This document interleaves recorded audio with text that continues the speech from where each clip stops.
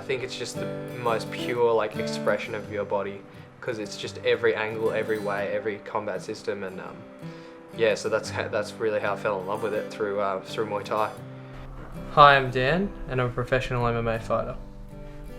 I found MMA accidentally because I always really liked combat sports and like just being active. I was always one of those kids that like, you know, I was running away from teachers when the lunchtime ended because I just want to keep running and keep being physical. Like physical activity's just always been my thing. It's really my niche type thing. The first couple of times I fought, you get this feeling before you go in like you're about to die. Like, you know that feeling when you're about to jump on a roller coaster and you're like, shit, I'm so scared. Like, it's like that, but you actually have to fight someone who's trained killer. So it's incredibly nerve-wracking, and that like leaks over into how you live your life as well, because there's a saying, feel the fear and act in spite of it. There's so many external views and external there's so many external pressures when you're fighting. You know, like some people think you're arrogant, some people think you're bad, some people think you haven't trained this or that well enough. You know, everyone's got an opinion, and that's one of the beautiful things about MMA, is that when you step in the cage you can release yourself of all of society's bullshit. I've never lived with my dad, so I think that's very important to a lot of males, is to have that like fatherly male role model there.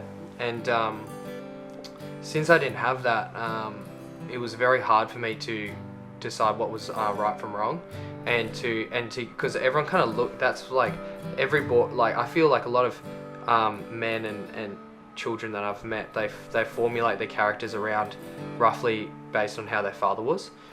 So like when I didn't have that, I was kind of structureless. So then that's when it came to looking at what principles or values are in people that I can kind of inject into my own character, as opposed to looking at a complete structure like a father and emulating that.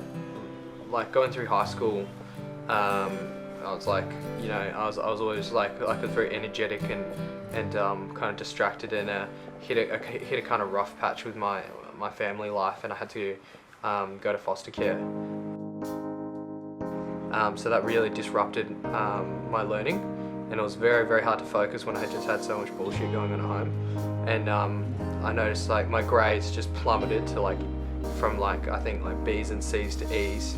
You know, I've never been incredibly academic, but like that was bad even for me, for my own standard. And then I became I was really misbehaved. This was before I found my combat sport, and then it was like kind of a struggle once I did find the combat sport. It was like, you know, there was like the frustrated, irritated version of me like pulling one way towards the rest of troubled youth, and then there was my sport that was kind of like pulling me the right way, and it just happened that sport kind of took over, and it was up to me. But yeah, that was the challenge. That's kind of the challenge, one of the challenges that like helped me with my combat sport, because it kind of gave me that frustrated, irritated energy that I needed to get kick-started in training. And then after that, like just my passion took over from there. I'm like happy that it happened, like, you know, because a lot of people are regretful, and like I just realized like shit, I wouldn't be where I am if I didn't go through that type of stuff. And it's given me a lot of foresight and maturity and life experience. You know, and some people don't have they don't get to go through that, so they run into a lot of things in their lives that they're relatively small, but it is a huge setback for them because they just don't have the experience. They just don't know what's happening or what to do. You just gotta be happy with everything that happens. I believe, you know, everything that anyone's ever achieved in life, it starts as an idea. So as soon as that idea is true to you, it is true. I'll fight as hard as I can to get to the UFC, and I'm 100% sure I will.